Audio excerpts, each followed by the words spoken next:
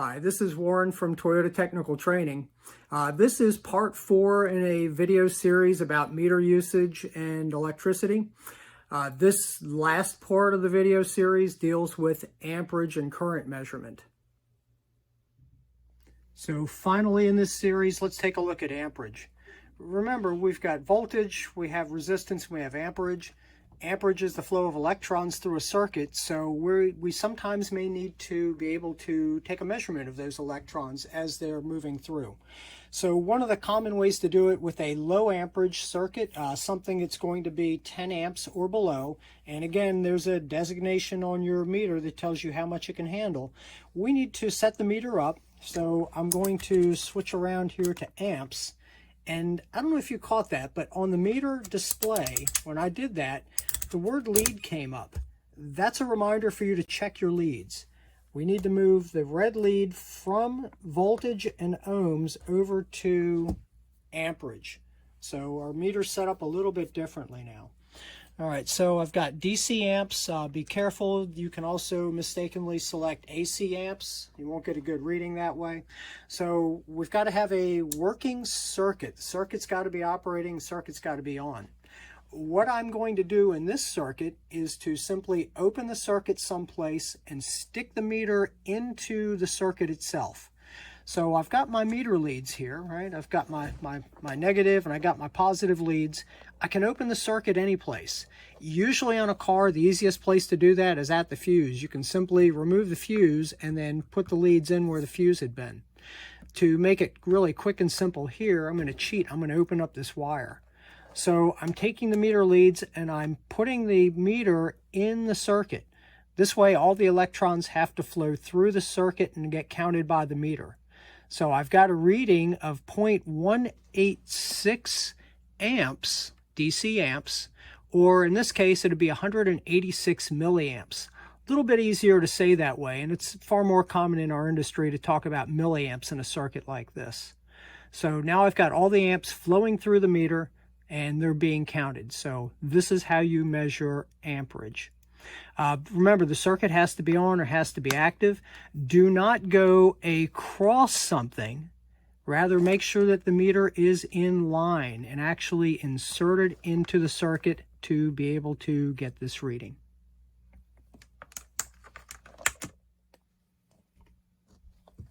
So on my last amperage video, you may recall that we were using the meter, the fluke meter here on the left side of the screen to measure amperage in a circuit. We're going to show you, this time I'll show you something a little bit easier to do. We're going to use a product called an amp clamp. This is a pretty typical amp clamp.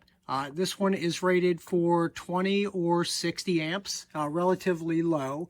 And what we're going to do is we're going to use this to go around a wire instead of actually breaking into the circuit. This is what makes it easier in a lot of situations.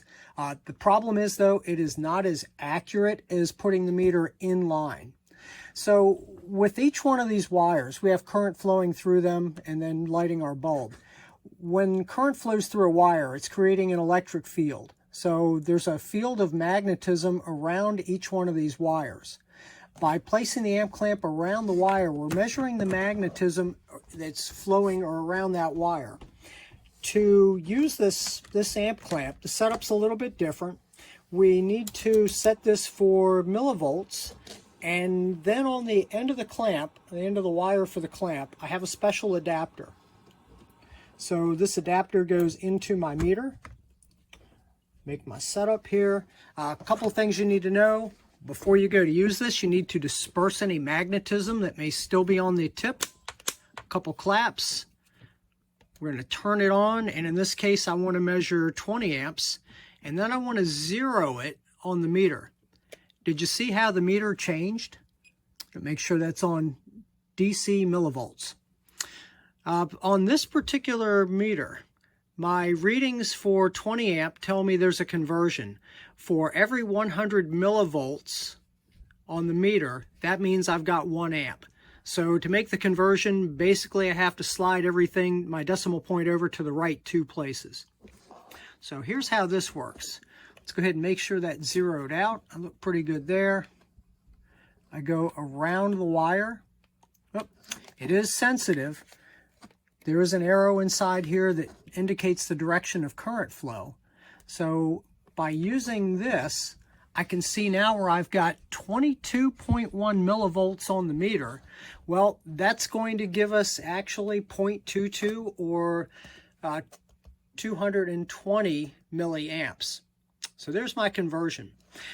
With the old method, remember what I did here, and that's why I have the second meter out. With the older method, I could just splice any place into the circuit.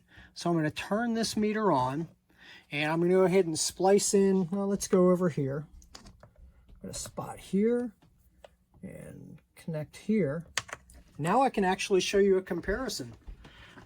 Using the amp clamp, I'm getting a reading of 20.4 millivolts DC, and when I do the conversion, that's going to be 0.203-ish amps.